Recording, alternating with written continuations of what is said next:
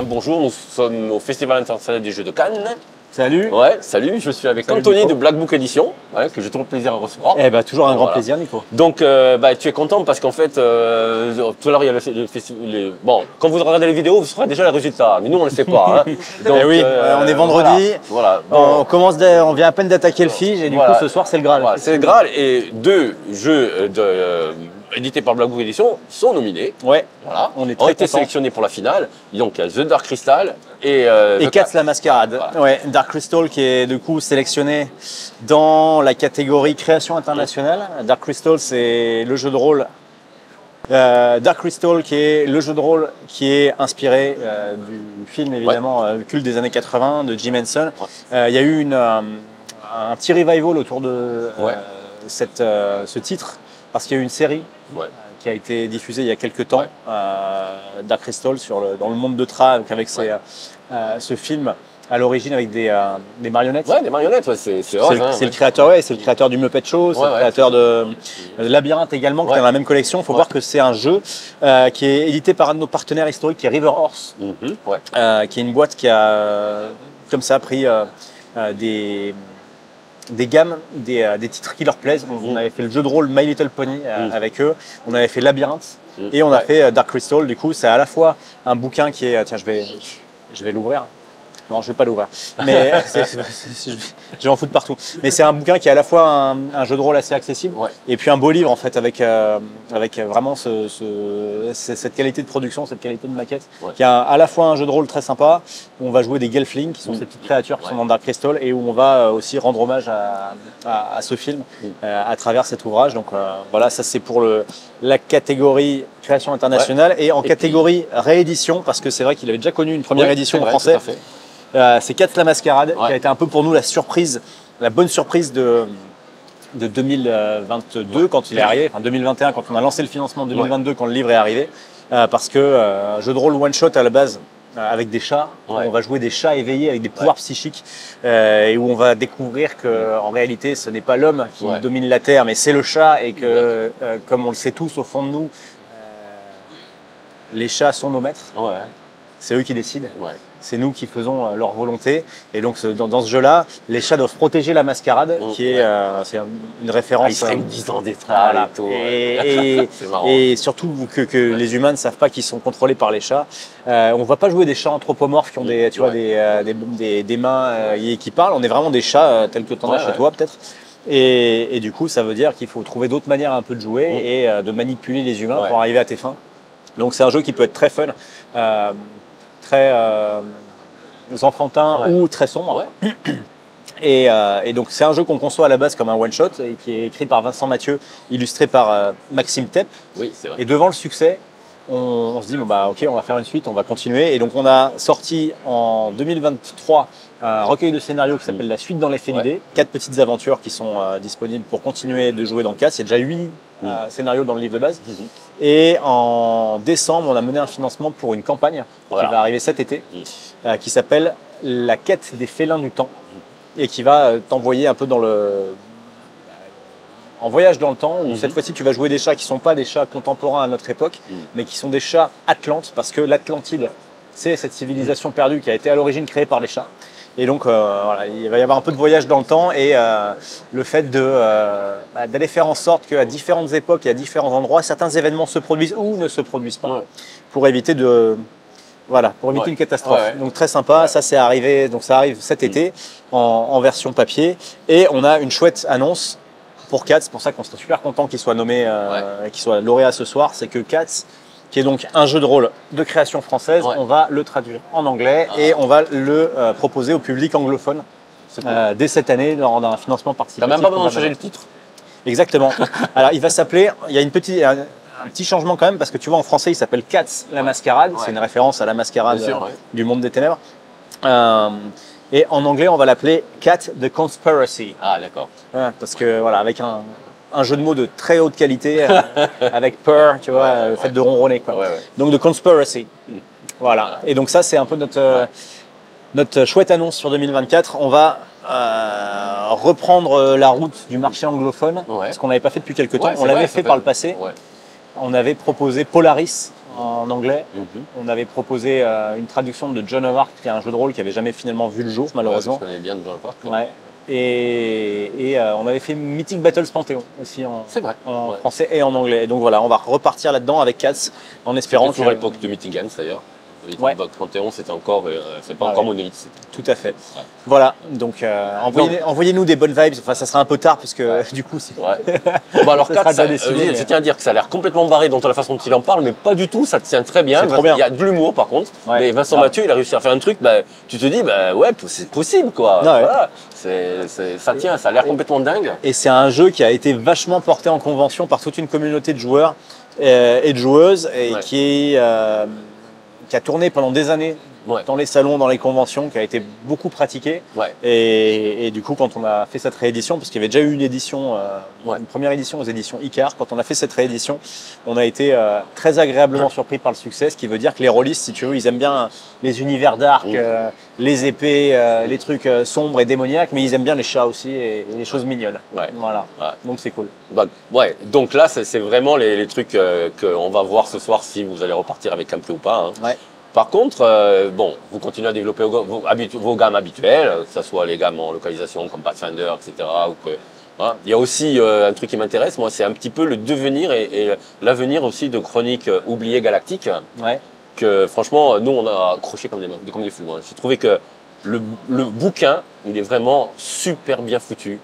Et déjà, Chroniques oubliées, c'est vachement bien. Je veux dire, pour débuter, pour moi, c'est le jeu idéal. Et Chroniques oubliées galactiques, ce que j'ai apprécié, c'est que vraiment, c'est pas qu'un simple portage, quoi. C'est pas une simple. Non. Alors donc, est-ce que vous allez continuer à développer ça? Oui, on a pour objectif de continuer, évidemment. Mais comme tu dis, chaque nouvelle itération de Chroniques oubliées, c'est une manière de modifier, adapter un peu le système, rajouter des couches qui vont être propres à un univers ou à un thème particulier. C'est pareil sur Chroniques oubliées galactiques. Chroniques oubliées galactiques, on l'a conçu dans ce qui a déjà été livré comme un début. On a des projets pour poursuivre ça, notamment une campagne centrée autour d'Orion. Voilà, c'est en projet. Il faut voir que sur la création française, on est beaucoup plus qu'en traduction. On est dépendant de la capacité des auteurs à écrire, à mobiliser du temps, d'énergie, de l'attention là-dessus. Il se trouve que le principal auteur sur Chroniques oubliées galactiques, c'est Thomas Robert. Et là, l'attention de Thomas Robert là, sur les mois qui viennent, elle est portée en particulier sur un nouveau projet qu'on va mener, qui est du coup pas Chroniques oubliées galactiques, même si il va continuer à travailler dessus. Mais c'est un projet qui s'appelle Dies Irae, qu'on va lancer en financement participatif au mois d'avril, le 29 avril. Et qui va être un jeu de rôle. Ça rappellera peut-être des choses à certains, mais c'est un jeu de rôle qui est médiéval, historique, à la période de la guerre de 100 ans, dans une Europe plongée dans la guerre et en proie au doute. Et on va être sur quelque chose d'assez réaliste, d'assez gritty, d'assez sombre, avec une direction artistique qu'on veut être très marquée. On va être sur des couvertures qui vont être plutôt des designs que des illustrations intérieures qui vont être pas tout à fait du noir et blanc, mais des choses assez sombres, rehaussées de couleurs un peu sépia, etc. Enfin, ce sera plus clair quand vous pourrez voir les illustrations, mais on est en train de travailler là-dessus. Et les auteurs sur cette gamme, c'est donc Thomas Robert, c'est Julien Dutel qui a bossé sur Roll & Play, Thomas Robert donc qui a fait Chroniques oubliées galactiques, également Joan of Arc à l'époque, et c'est Laurent Bernasconi qui est un des auteurs de Chroniques oubliées fantasy. Et voilà, et donc ça c'est pour l'actualité, on va dire, de ces auteurs. Et plus généralement sur Chroniques oubliées, on a plusieurs choses à venir, puisqu'on a la deuxième édition de Chroniques oubliées Fantasy qui arrive cet été. Bien sûr. Et Cthulhu Origins. Alors là, on n'est pas tout à fait sur Chroniques oubliées, on est sur le moteur de Chroniques oubliées, mais pas dans la collection de ce nom-là. Sur Cthulhu Origins, qui est un projet qui avait pris un an de retard du fait de la mise en retrait de ses auteurs, mais voilà, qui maintenant avance, qui va être finalisé cet été et qui sera livré d'ici la fin de l'année. Donc pas mal de choses à venir pour Chroniques oubliées. Et pour Chroniques oubliées Fantasy, par exemple, ceux qui ont des suppléments, etc., ça c'est totalement compatible ou il va falloir qu'ils repartent? Pour ceux qui ont des suppléments première édition, tu vas pouvoir, si tu as le... Alors, c'est le problème, la question se pose souvent en sens inverse, c'est-à-dire si j'ai... est-ce que je vais pouvoir jouer en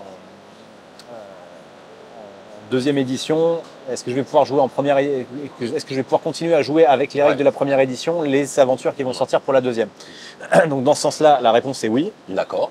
Les changements de règles entre les éditions sont suffisamment légers pour qu'il y ait une conversion qui ne soit pas très compliquée à faire. Il y aura dans le livre de toute façon un guide de conversion.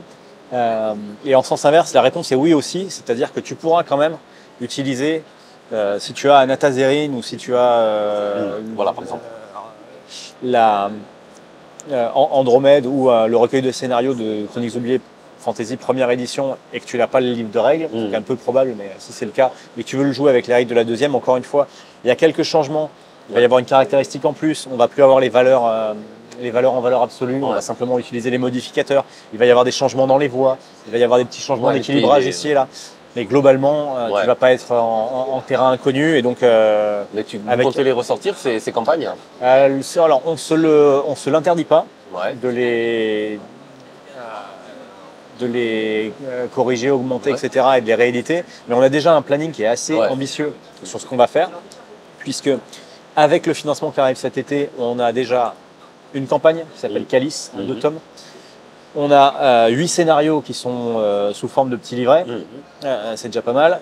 Et on a également en projet un prochain financement qui va être lancé en 2024. On n'a pas encore la date exacte, mais ça sera vers la fin de l'année, avec une nouvelle campagne pour Chroniques oubliées Fantasy deuxième édition qui va s'appeler Couronne. Et un bestiaire qui va venir compléter la base qui sera dans le livre de règles.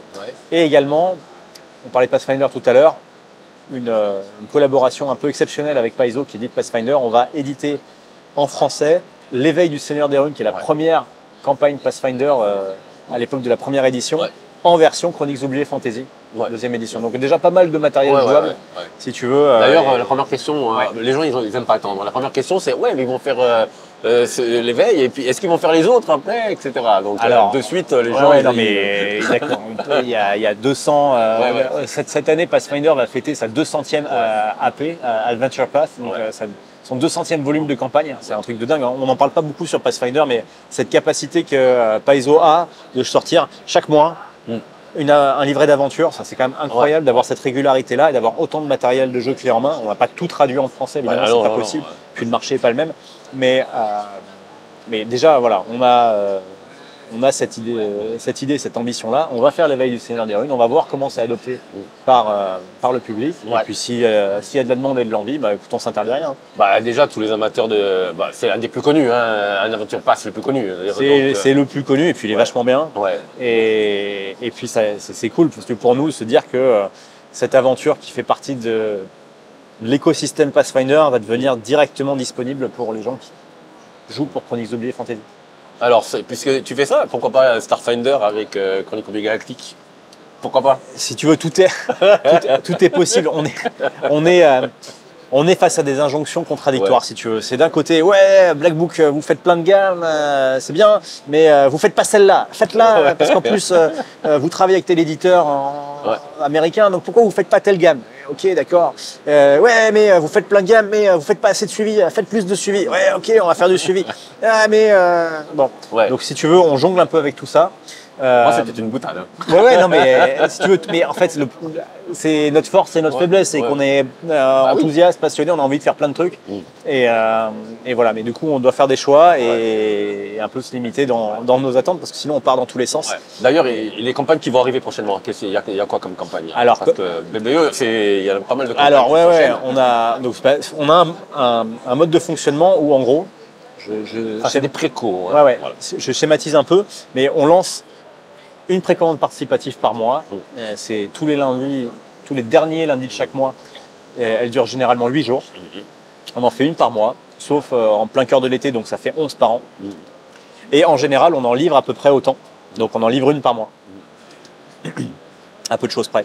Et donc là, ce qu'on a fait depuis le début de l'année, on a livré tout d'abord Isle, qui est une vague de suppléments pour Torg Eternity, qui est une gamme très riche en suppléments avec des univers parallèles. On continue la gamme. On continue, on est très content de ça, parce que c'est une gamme qui est énormément suivie par une communauté très mobilisée mais peu nombreuse. Donc ça nécessite que les gens soient vraiment là et ça a été le cas sur le dernier financement qui a eu lieu début janvier. Donc on a livré cette vague de suppléments. Si tu veux, on a livré ça. On a livré les derniers suppléments pour l'ombre du Seigneur Démon, gamme Dark Fantasy, qui viennent d'être livrés là. Et on enchaîne avec une précommande ce lundi. Donc peut-être que quand cette émission va être diffusée, on sera dans les derniers jours de la précommande participative sur Game on Tabletop. Donc gamme Dark Fantasy, qui a là aussi une communauté très fidèle et très mobilisée. On livre en ce moment Kingmaker, donc grosse vague de suppléments pour Pathfinder avec cette campagne mythique qui est une réédition de la campagne où on va créer son domaine, créer son royaume et faire cette très grande campagne. Donc en édition 10e anniversaire avec la particularité qu'elle est livrée avec un guide de conversion pour la 5e édition. Ce qui va te permettre de jouer, que tu sois Pathfinder, que tu sois joueur de 5e ou que tu sois joueur de roll and play, tu vas pouvoir jouer cette campagne qui est vraiment géniale.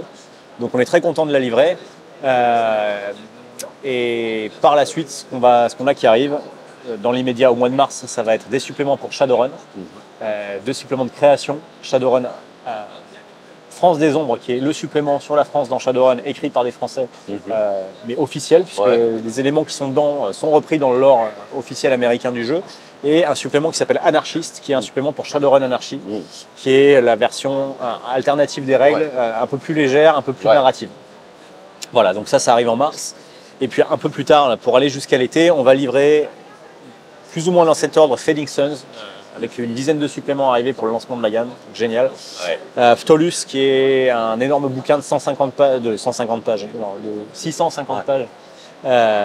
sur cette grande ville de la fantasy, avec cette particularité que le bouquin est hyper ergonomique, il y a des marges avec des renvois qui sont géniaux et qui permettent de vraiment retrouver les infos quand tu les cherches. Par la suite, on a les règles avancées de roll and play qui vont arriver, cette campagne E4, la quête des félins du temps dont on parlait tout à l'heure, encore d'autres choses qui arrivent. Fading Sun, produit que j'attends beaucoup. Vous avez présenté quoi? Fading Sun, le rythme de base, il va y avoir quoi? Alors, on a fait le financement au printemps dernier et on va le livrer là, du coup, un an plus tard.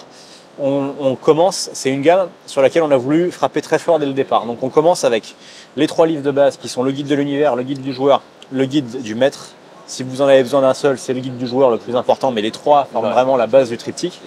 Après, c'est un univers qui est très riche, Fading Suns, dans lequel il y a en gros 3 castes. Il y a les marchands, il y a la noblesse et il y a les religieux. Donc on a un petit guide pour chacune des factions principales de ces castes-là. Donc un guide sur la maison Oakwood, qui est la principale des maisons nobles, un guide sur la guilde des magistrats, qui est une des guildes professionnelles du jeu. Et donc je remets le 3e, c'est la Sainte Trinité, le clergé orthodoxe de terre, qui est en gros l'organisation religieuse qui représente l'orthodoxie religieuse dans l'univers. En plus de ça, on va avoir des scénarios, on va avoir un autre livre de background qui va rentrer un peu plus dans les détails de comment fonctionne la société, comment fonctionne l'univers, etc. Et évidemment, des accessoires, des jetons, un super kit du MJ avec un écran et encore plus de scénarios, une réédition de scénarios qui ont été écrits par Tristan Lhomme, qui est un gros fan de Fading Suns. Voilà. Donc on recommence sur cette gamme. Enfin, c'est une gamme qui a connu plusieurs éditions, pas chez nous, mais on commence sur cette gamme avec un gros focus sur plusieurs produits. Et voilà, on espère vraiment qu'elle va décoller en français et qu'on va pouvoir vous proposer la suite par. Tu vas pouvoir les trouver en boutique détaillée. Bien sûr. Bien sûr, ils sont disponibles là. À l'heure qu'il est, ils sont disponibles individuellement en précommande sur le site de Black Book Edition. Donc n'hésitez pas à les prendre chez nous. Vous pouvez prendre chacun de ces ouvrages individuellement. Et vous avez la version PDF qui est offerte. Ça va continuer encore pendant quelques semaines, le temps que l'impression. L'instant où on se parle, je crois que l'impression est sur le point de commencer. On a fini de rentrer les errata, donc soit ça vient de commencer, soit ça commence dans très peu de temps. Donc il faut compter quelques semaines, le temps que les ouvrages soient imprimés, et ça arrive au printemps. Voilà. Et après, ça sera disponible en boutique. C'est fini, on a fait le tour, quoi, non, il me semble.